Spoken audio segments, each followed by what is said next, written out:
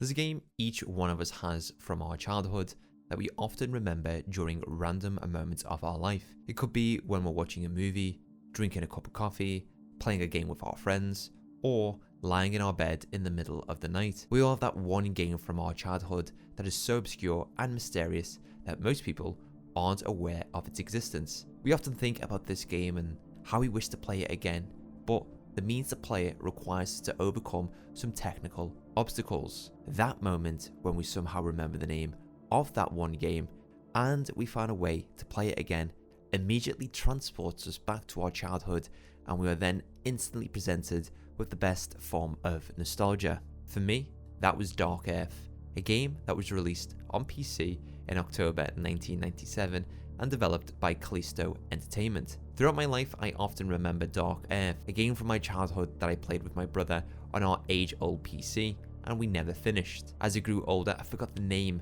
of this game, but I still remembered its unique, dark and nightmarish gameplay, cutscenes, characters and world that has stuck with me throughout my life as the game I always wanted to return to and finally complete. Only in the last few years I was able to remember what the name of that game was. Dark Earth is a post-apocalyptic adventure game set in a world destroyed by an astronomical disaster which destroys the majority of life on Earth and coats the world in everlasting darkness. Recently, I was able to replay through the entirety of Dark Earth, and I thought I would share this experience of me revisiting this classic, unique adventure game. Revisiting Dark Earth allowed me to truly understand what this game was all about, a masterpiece lost in time.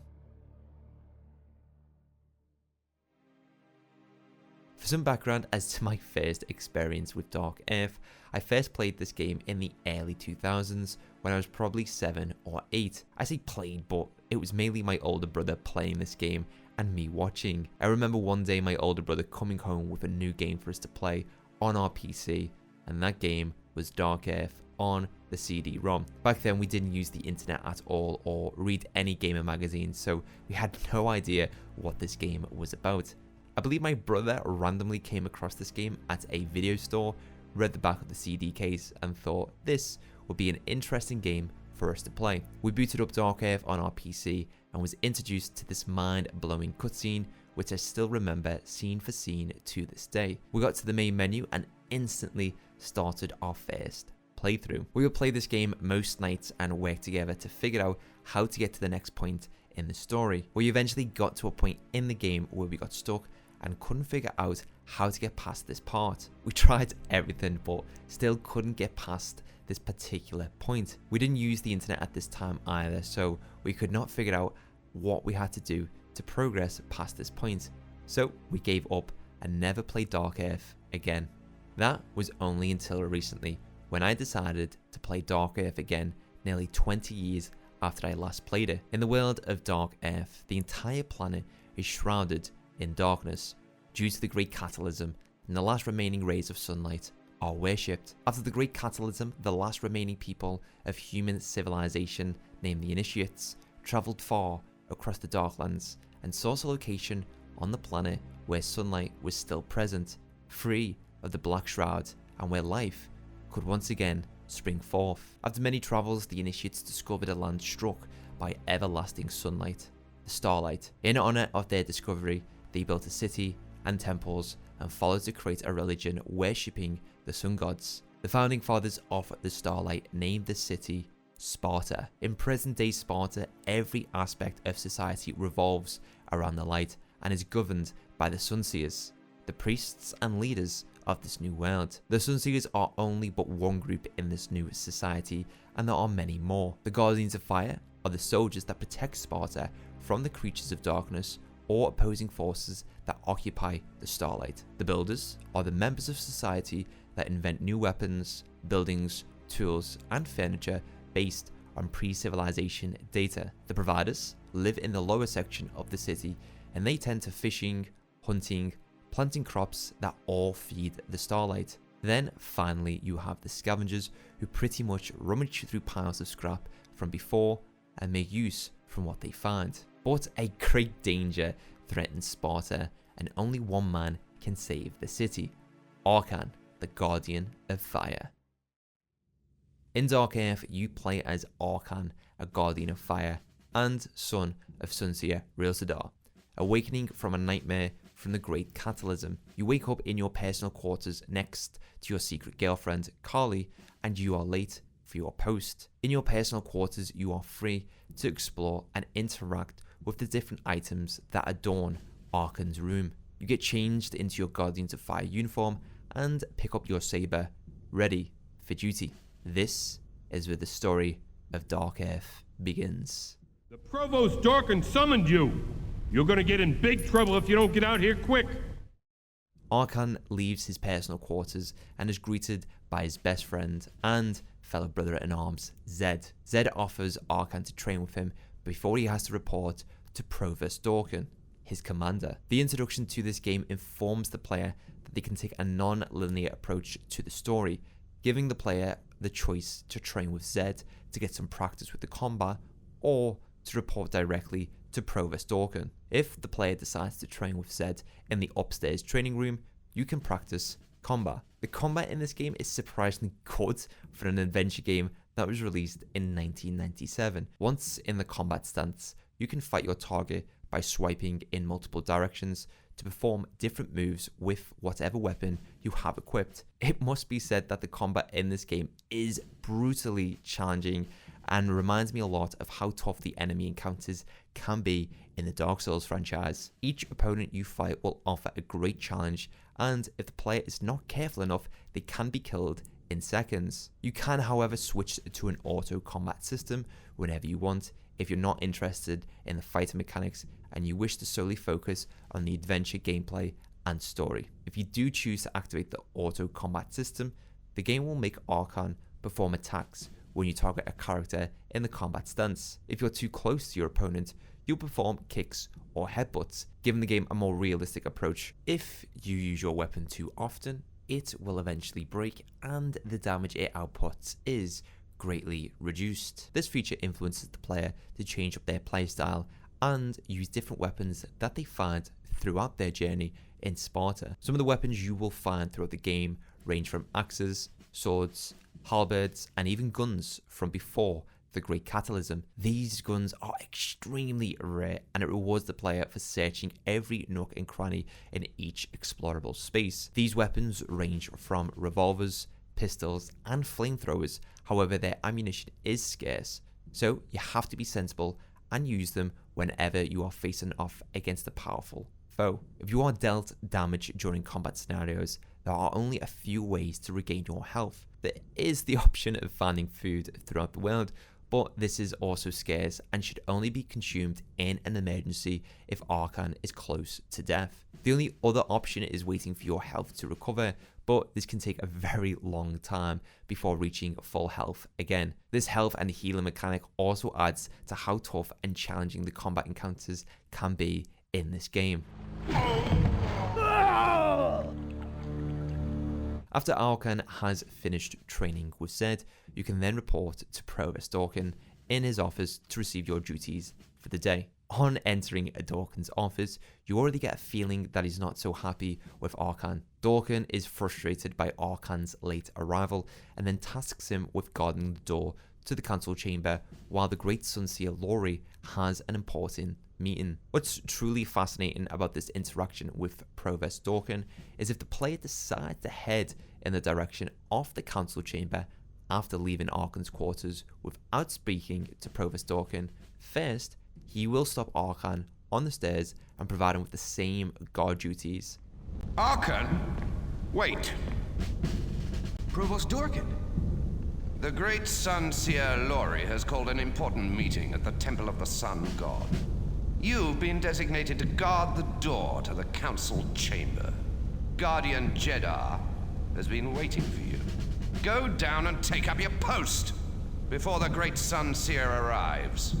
This showcases one of many moments in Dark Earth where you can take many different unique approaches to advance the story forward. Arkhan heads towards the council chamber and exits the Guardians of Fire building via its vehicle hangar, where you can see some of their makeshift vehicles from what they built from parts and objects left from the time before. It's these pieces of detail in the world of Dark Earth that really add to its lore and provide further context to the prolific force that the Guardians of Fire have. Before heading to your post at the council chamber, you can explore the rest of the upper tier of Sparta and bump into Zed again, or visit your father, Sunseer Realsadar, at his room. These encounters can be completely missed if the player immediately heads to Arkhan's post. Once you finally arrive at your post, you hear commotion inside the council chamber, and Guardian Jeddah and Arkhan rush inside to find out what is going on. You find the great Sunseer Lori being attacked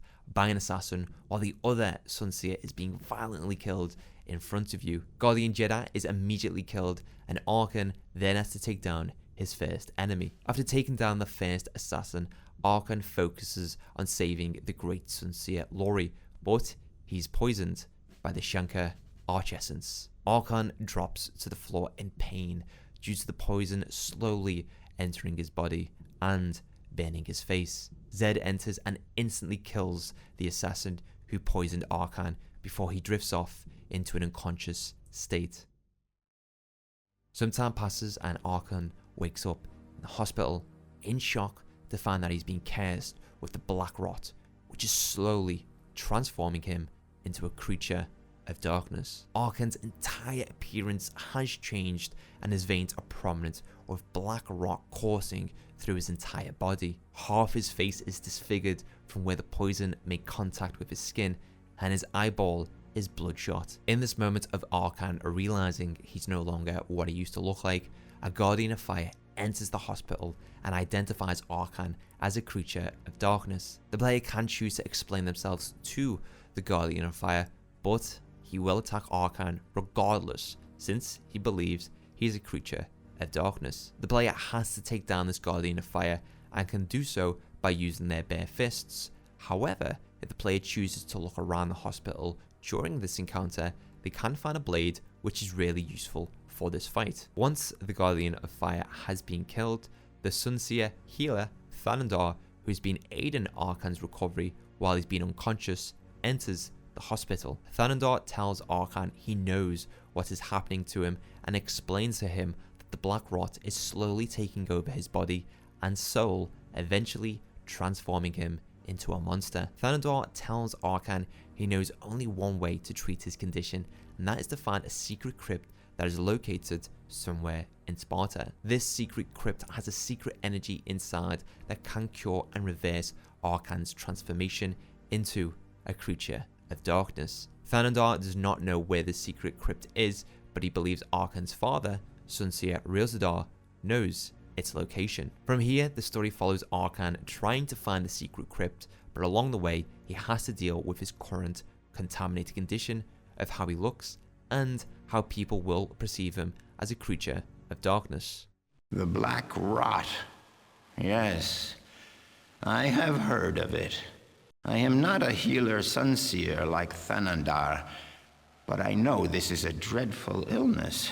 As you progress through the story, worry Guardians of Fire will attack Arkhan because of his beastly appearance, so you have to be clever with your approach to different areas. Besides confronting these hostile scenarios head on, the player can choose to resolve these encounters by talking to their opponent. For instance, at the start of the game, soon after Arkhan has been contaminated, he will encounter multiple Guardians of Fire, which will first attack him. However, if the player chooses to not retaliate and instead speak to them in a calm manner, Arkhan can tell them who he is and explain his current condition. This can lead to these confrontations being resolved, and these members of the Guardian of Fire will no longer attack Arkhan. In another example later on in the game, Arkhan has to get past two enemy guards, which will attack him soon after spotting him. However, if Arkhan approaches them and gives them some stool, i.e. beer, they'll allow Arkhan to pass without attacking him. This is just another prime example of how Dark Earth allows you to approach different scenarios in a unique way. I'm not going to discuss any story spoilers, but for a game that was released in 1997, it has a deep and fascinating lore-driven story which has shocking twists and turns around every corner. The game does not feature a quest log or a map with waypoints to inform the player of what they need to do next to progress the story, but instead instructs the player of their current objective by Arkhan speaking to different characters throughout the world. If the player does not pay attention to what is being said during these conversations, they could miss out on vital information as to what they need to do next. Again, something that very much reminds me of the Dark Souls games. Mentioned previously, you can progress the story in multiple ways and experience unique story paths. To continue to avoid spoilers, there is a point in the game where you have to fight a group of enemies for reasons we won't discuss, and if Arkhan loses this fight, it will not result in the normal game over screen, but instead he'll be tossed into a cell and the player has to find a way to break out. Another example is if you decide to do a certain task before your current objective. When you progress with the story, you will experience a completely unique cutscene which can be missable on your first playthrough. In addition to the basic mechanics of progressing the game's story, since Arkhan has been contaminated and is slowly transforming into a creature of darkness, there is an ever-present gauge in the bottom left-hand corner of the screen that shows the player how far progress the poisonous black rot has taken over Arkhan's body and mind. This gauge acts as a time limit, and the longer you take to progress the story, the more the gauge will increase, adding further pressure to the player to advance with the story at a steady pace. It's also a great game mechanic since the gauge also allows the player to share the same mindset as Arkhan as to how he needs to find a cure quickly, otherwise he will be consumed by the black rot. You can also use the black rot to your advantage and deliver special devastating blows to your opponents, which can easily end a fight. However, by doing one of these special attacks, which is fueled by the monster inside Arkhan, it will drastically increase the gauge, further advancing the development of the black rot in his body. What's especially cool is that if your gauge reaches over the halfway point, Arkhan will permanently transform into a creature of darkness and further look like the monster and beast he's becoming. Oh God! What's happening? We are the evil. I can't take it.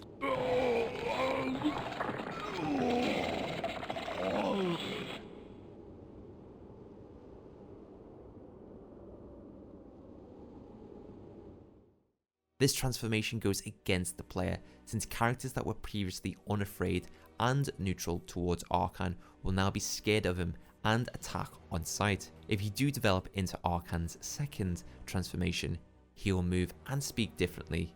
In most cases, he will mumble his words and speak in simple terms. Thanandar, our finest healer, is already hard at work. Thanandar do nothing. He said cure in secret crypt. Essentially, you could turn into Arkhan's second transformation very early on in the game by waiting or spamming the random special attacks, and you would have all interactions from this point differently if you chose to do so, giving you a unique playthrough. To further examine how the developers included so much detail into this game, you can also kill just about any character in the world and the story would continue. If some of the key characters are killed by Arkhan, when he enters the next area in Sparta, he will immediately be killed by an assassin and the player cannot respond, resulting in game over. Tell that to the men whose throats you slit.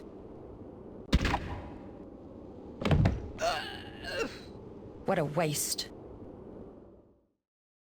We've discussed how interacting with characters throughout the world will provide you with information on how to continue onwards with your quest or to avoid a hostile encounter altogether, but did I mention how there are two approaches to these conversations? Well, you see, this game has a light and dark mode for Arkhan to switch to whenever. In light mode, Arkhan will be his normal self and speaks to characters throughout Sparta in a non-hostile and polite manner. In dark mode, Arkhan is passive-aggressive with each character and mocks, shouts, threatens, or intimidates people in general. He will also move like a brute, and instead of opening doors normally, he'll instead kick them open. Using dark mode when interacting with certain characters can usually prove to be more useful than speaking to them in light mode.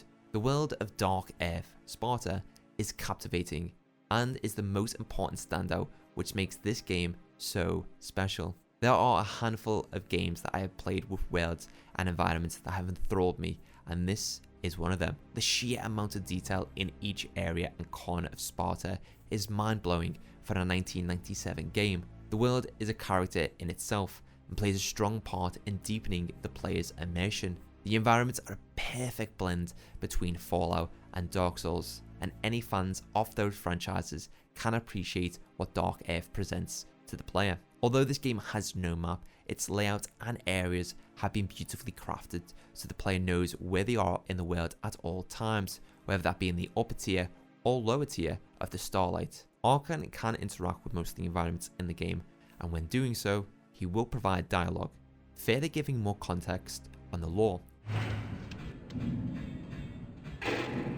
One of those old machines from before.